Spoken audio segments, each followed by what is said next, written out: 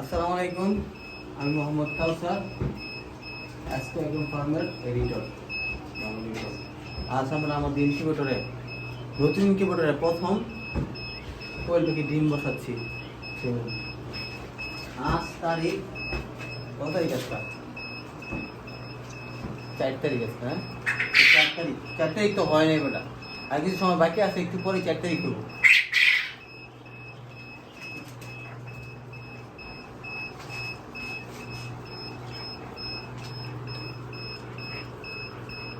ইনশাল্লাহ সবকিছু ঠিক থাকলে আগামী 17 থেকে 18 দিনের মাথায় আমরা ইনশাল্লাহ ডিমগুলো বাচ্চা হয়ে বের হয়ে আসবে।